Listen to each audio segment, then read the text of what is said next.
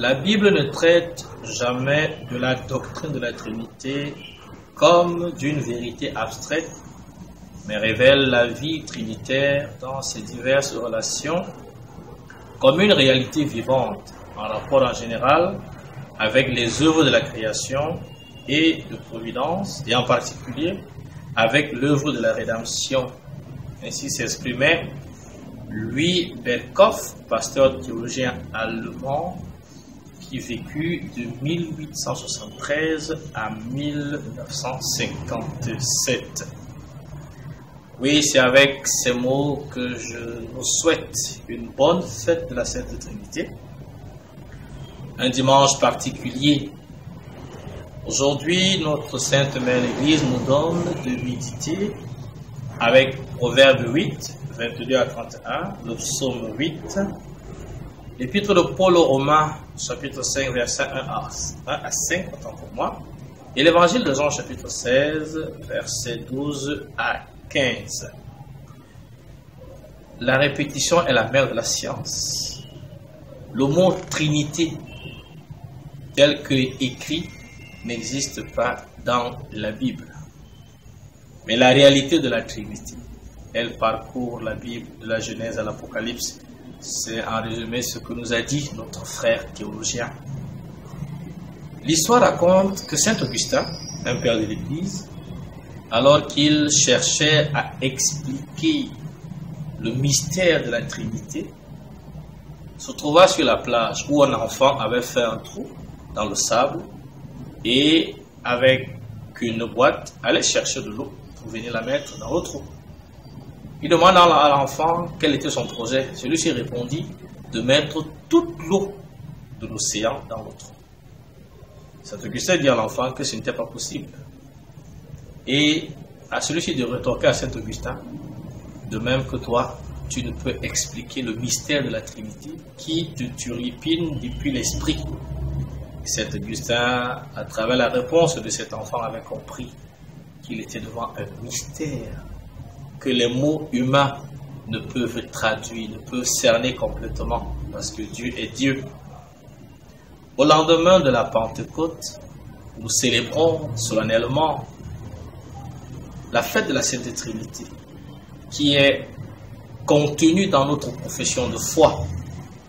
Nous le disons, nous croyons en Dieu qui est Père, nous croyons en Jésus-Christ, nous croyons en l'Esprit Saint. Et nous ajoutons également la foi en l'Église.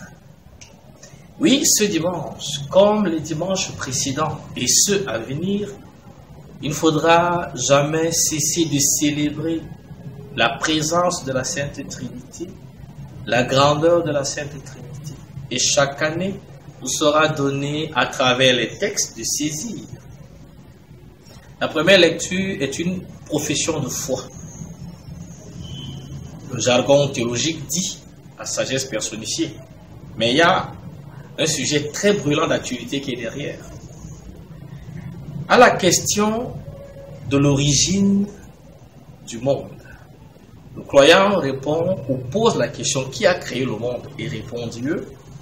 La science, protagoniste devant l'Éternel, pose la question qu'est-ce qui a créé Dieu et elle nous sert la théorie du Big Bang. Ce n'est qu'une théorie, c'est-à-dire une tentative d'explication de l'origine du monde. Oui, derrière ce gros débat, il y a une vérité. Le monde n'est pas une sortie de n'importe où. Elle est une volonté de Dieu. Et la sagesse nous dit que Dieu a créé le monde et qu'elle était là bien avant le début de la matérialisation, selon la Genèse. Donc elle préexiste. Très belle manière de dire les choses aujourd'hui pour calmer un peu les ardeurs humaines.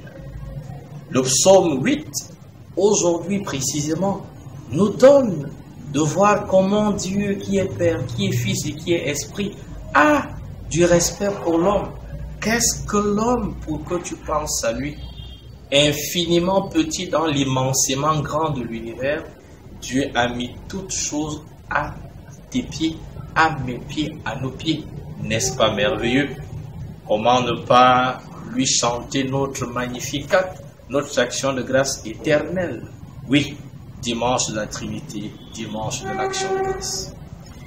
Paul vient nous présenter ce qu'on aurait pu dire l'hymne à l'espérance. Et avec ces mots, il nous invite à ne jamais nous décourager, à ne jamais désespérer, car, dit-il, l'espérance ne déçoit jamais. Entendu, Jésus-Christ ne déçoit jamais, ce qui est vrai. Le Père ne déçoit jamais, ce qui est vrai. L'Esprit Saint ne déçoit jamais, ce qui est vrai. Donc, s'il y a une personne, s'il y a des personnes à qui il faille se vouer, à qui il faille se confier les yeux fermés, on les a. C'est le Père, c'est le Fils, c'est l'Esprit Saint, et tous ceux qui dans le monde, n'est-ce pas, veulent leur ressembler. Le mot, il est lâché. Dans l'Évangile, Jésus nous dit clairement l'existence de la famille trinitaire. Le Père est là, dans sa relation avec le Fils, et le Père, dans sa relation avec le Fils, n'est-ce pas, nous donne son esprit, qu'on appelle le paraclet. Jésus nous rappelle les missions de celui-ci, nous rappeler ce que le Père nous a dit par le Fils, nous rappeler ce que le Fils nous a dit de la part du Père. Donc c'est le dimanche où nous admirons la Trinité Sainte comme une icône, comme un modèle. Modèle de quoi? Modèle de la famille humaine. À ce sujet, juste comme ça, le pape Benoît XVI émérite disait que la famille doit être l'icône de la famille trinitaire, où les relations sont celles d'amour, des relations de vie. Et justement, dans la famille trinitaire, nous sommes heureux de savoir que le donner et le recevoir, quelque chose de beau. Et nous aussi pour apprendre à donner et à recevoir. Tous les papes nous ont donné sur la question du lien entre la Trinité Sainte et la famille humaine des choses inoubliables. Oui. Et ce dimanche, tout en célébrant la fête de la Sainte Trinité, une question. Est-ce que ma famille est à l'image de la Sainte Trinité? Est-ce que les relations dans ma famille, dans nos familles, sont à l'image de celles qui existent entre le Père, le Fils et l'Esprit Saint?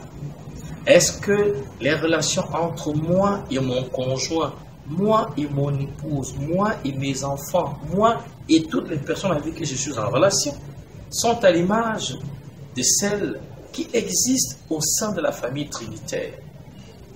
Relations de courtoisie, de bienveillance, de bienséance, relations de communion, de communication, relations d'union. Tout cela, c'est le modèle que nous sert la Sainte Trinité. Oui, désormais, célébrons donc la Sainte Trinité en prenant un engagement de ce que nous devenions nous-mêmes au cœur de nos familles, les ministres, les messagers, les missionnaires de la Sainte Trinité, pour améliorer nos relations interpersonnelles, pour donner du goût, de la valeur, de la coloration, de la saveur à nos relations interpersonnelles. Rappelons-nous, Jésus nous a dit, ça c'est Matthieu 5, 13 à 14, que nous sommes le ciel de la terre et la lumière du monde. Et il faut donc célébrer la fête de la Sainte Trinité en lien avec cette recommandation du Christ. Car si on n'était plus ciel de la terre ou lumière du monde, qu'est-ce qu'on serait malheureux? Qu'est-ce que ce serait dommage? Oui, célébrons la fête de la Sainte Trinité. C'est célébrer la beauté des relations familiales, la vérité des relations familiales, la profondeur des relations familiales. Au fait, et sortons par là, quelles sont les valeurs en valeur dans ma famille? Quelles sont les valeurs en vogue dans la famille, dans ta famille, dans ma famille, dans nos familles? En cette fête de la Sainte Trinité, que le Seigneur nous bénisse tous et qu'il nous aide à vivre conformément à la vie que nous présente la Sainte Trinité. Bon dimanche, bonne semaine et à la semaine prochaine.